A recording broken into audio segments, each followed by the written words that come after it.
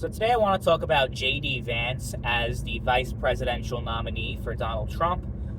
There are a lot of people talking about how he's a weak candidate, especially with Kamala Harris being the new Democratic nominee, and how, it would have been better to have someone, at least from a swing state, that could make a difference in the presidential race. Someone like a Glenn Youngkin in Virginia, or, even like someone that's more racially diverse, like a Tim Scott from South Carolina. A lot of people feel like they would have been better candidates. Also, Marco Rubio, Latino from Florida. They were all like the top contenders, actually. I think Ben Carson was another one. I think he would have been a horrible pick. And Doug Burgum from North Dakota. I don't know why he was floated up there so much. He's probably going to be in the cabinet, in Trump's cabinet, I feel, if he gets reelected or elected. I don't even know how you consider it when a former president runs. I guess they're technically reelected because they were elected before.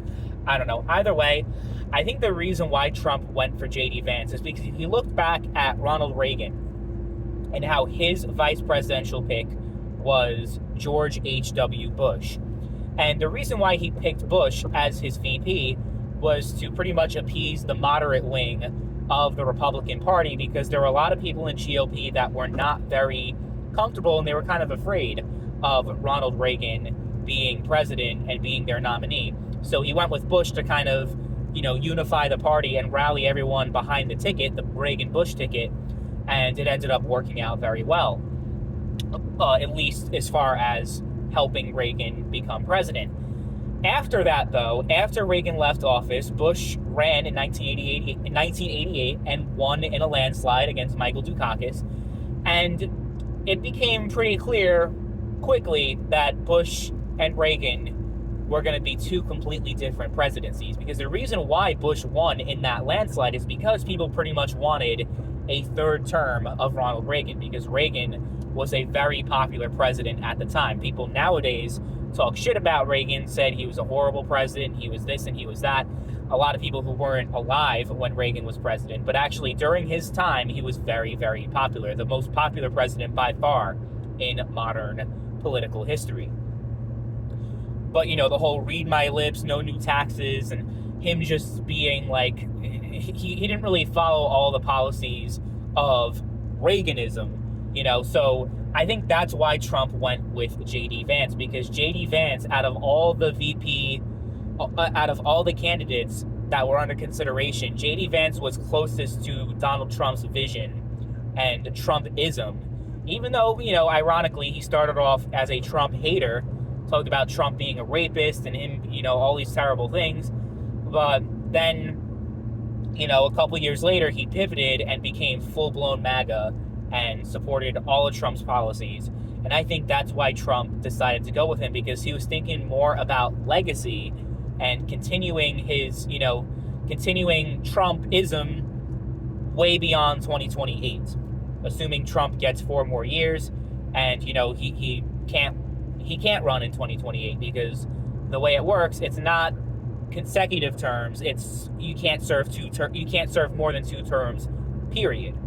So I think that's the main reason why. As far as how it helps his electoral prospects, yeah, like if he wanted to win, if winning was his number one thing, like as far as like, his consideration for VP, then he would have went with Glenn Youngkin. He would have went with Youngkin because Virginia is already looking a lot more competitive than people thought it was going to be, especially with it seemingly trending more and more blue every election. There are polls that, I don't know with Harris in the race if it's going to really make a difference, but it had Trump ahead of Joe Biden. And these were reputable polls. It wasn't just some random polling firms that, had no reputation to them. These were actually like good polls that consistently showed either Trump in the lead or a tight race with Biden. But I think if Youngkin was the VP pick, it would have been game set. Virginia would have went to the Republicans, would have went for Trump. And I think, personally, I think Youngkin would have been a better pick if we're just thinking like strategically.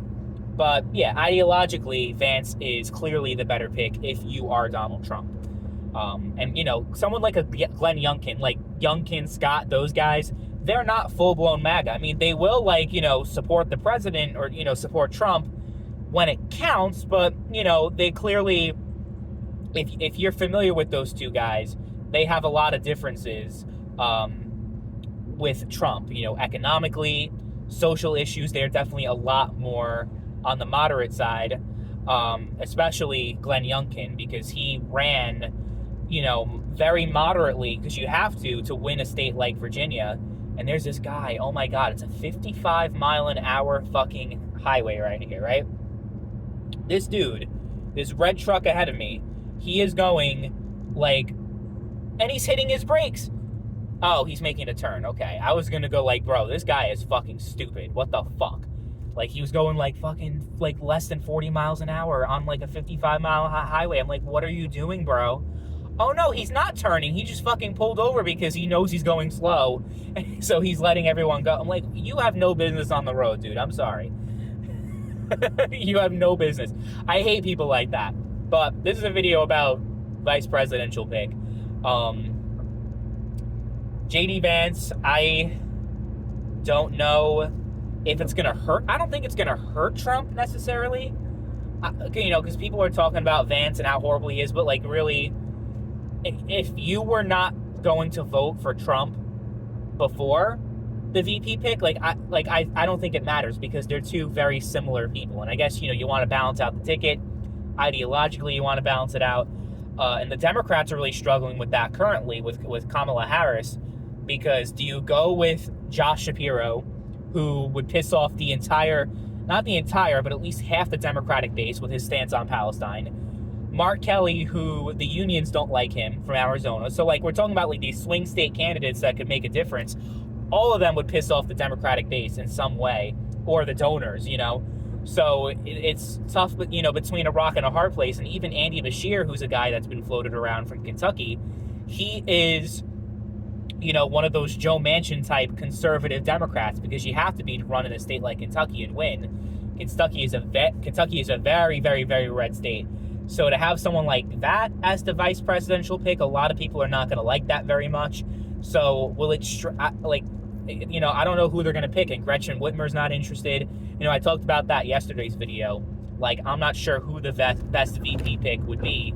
If we're talking electorally, it would definitely be Josh Shapiro. Or, it would be Josh Shapiro because of Pennsylvania. Because if they don't win Pennsylvania, it's game over for the Democrats.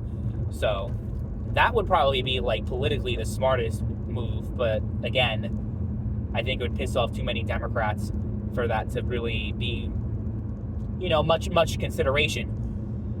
JD Vance would be a much better candidate if he was from, like, Michigan instead of Ohio. If he was, like, a senator from Michigan, or if he was from Wisconsin, I think then he would have been, like, easily the best pick, because he would have been a swing state voter and, would have been ideologically the best candidate. People are saying he can benefit the Rust Belt and the Midwest because of his story and because Ohio's close to the Midwest, so he can make a difference there. I don't know necessarily if that's going to happen. Like, if JD Vance is going to be the difference maker between Trump, winning and losing states like Wisconsin, Michigan, Pennsylvania, I just don't see that.